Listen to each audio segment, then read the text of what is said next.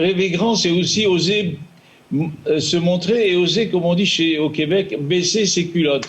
C'est-à-dire oser exprimer ce que l'on a envie d'exprimer. Avant que je ne sorte de mon petit village de la Louvière, parce que je suis quand même arrivé à la Louvière, je me suis arrêté sur le chemin vers les Amériques. Jamais je n'aurais pensé à l'époque que j'allais un jour traverser l'océan comme mon grand-père l'a traversé 7 fois en bateau. Il est parti dans les années 20, il est parti de mon village en bateau jusque New York. Et à l'époque, il fallait rester pendant 40 jours en quarantaine sur Ellis Island. Et de quarantaine en quarantaine, aujourd'hui, je me suis retrouvé depuis... c'est la première fois depuis au moins 10 ans que je suis resté 10 mois en Belgique, chez moi. C'était une belle occasion pour moi de faire le point. Je voulais absolument qu'il y ait un avant et un après Covid. Et nous sommes là pour rêver. Effectivement, nous devons rêver beaucoup plus grand encore, mais plus grand voulant dire peut-être de manière plus lucide aussi, de manière plus cohérente, et que ce monde qui s'est emballé pendant ces 20 dernières années, un monde qui nous a échappé, un monde où l'on voyait la mondialisation, la globalisation comme étant quelque chose de positif, eh bien, aujourd'hui, il faut en tirer les leçons.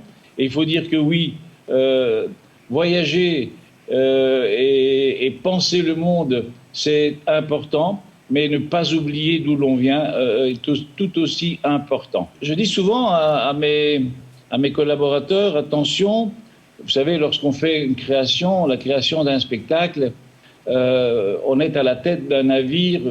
Souvent, si Pierre a cité le Cirque du Soleil, le Cirque du Soleil, nous avons commencé, nous étions des amuseurs publics, des street performers, comme on dit.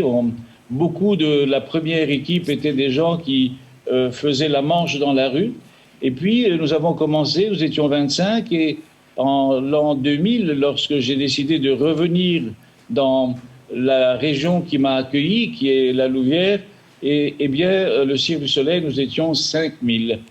C'est la preuve que, voilà, il faut oser rêver grand, il faut rêver à l'Amérique, même si on s'arrête à Charleroi, et ne pas se faire aveugler par la destination. Il faut aussi pouvoir admirer ce qu'il y a devant notre nez. Il faut parfois se vider de nos préjugés pour reconnaître la richesse qu'il y a autour de nous. Et j'ai eu le courage, je dirais plutôt l'audace ou l'insouciance de ceux qui rêvent grand, insouciance dans le bon sens du terme, l'insouciance comme les enfants peuvent être insouciants. Et lorsque les enfants sont insouciants et que nous réussissons à garder notre âme d'enfant, eh bien, je pense que nous osons rêver grand. Et cette insouciance de l'enfant, il faut la garder aussi longtemps que l'on peut.